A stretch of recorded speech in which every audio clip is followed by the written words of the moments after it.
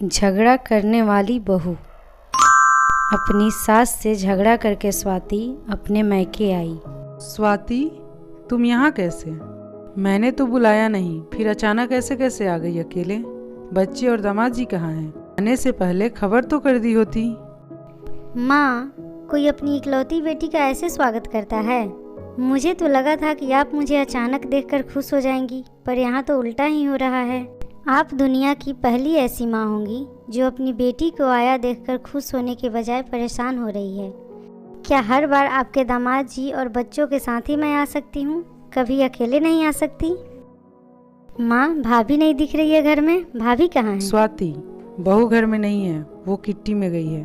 ओहो, तो इसीलिए आप घर संभाल रही है और खाना पका रही हैं। आपकी बहू के तो ठाठ है, वो दिन भर मौज करते रहती है, किट्टी करते रहती है, और आप उसके आने से पहले खाना भी पका कर रख देती है।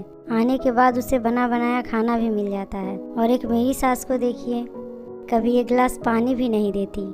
बेटा, इज्जत और प्यार पाने के लिए पहले हमें इज्जत और प्यार देना पड़ता है। तुम अपनी सासू माँ से एक गिलास पानी की उम्मीद कर रही हो। क्या तुमने बहू होकर कभी उन्हें एक गिलास पानी दिया है? तुम शादी के बाद ससुराल में रहती ही कब हो? जब तुम्हारा मन करता है सामान उठाया और चली आई मायके। मायका और ससुराल एक शहर में होने का मतलब ये नहीं होता कि तुम्हारा जब मन करे लड़ झगड़ कर ससुराल से मायके चली आओ।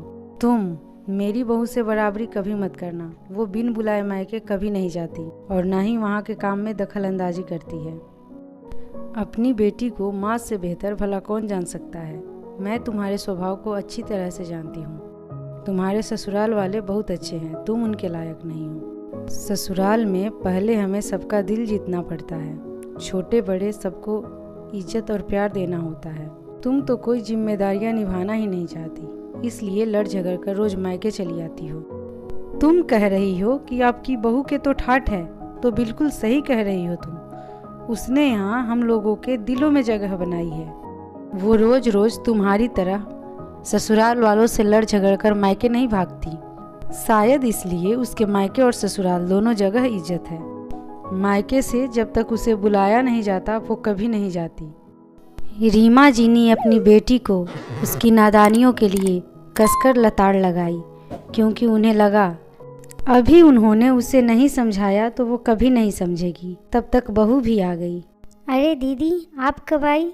मुझे फ़ोन कर दिया होता, मैं तुरंत आ जाती। नहीं भाभी, मैं अभी वापस जा रही हूँ। अभी मेरी सासू माँ का फ़ोन आया था, उनकी तबीयत खराब है। मैं फिर आऊँगी। पर दीदी, थोड़ी देर रुकिए तो, कुछ नाश्ता तो कर लीजिए। नहीं, अभी नहीं, फिर कभी। बहू, जाने दे उसे, पहले अपना घर संभाले फिर मायके आए। तभी स्वाति उल्टे पांव दरवाजे से अपने ससुराल लौट गई।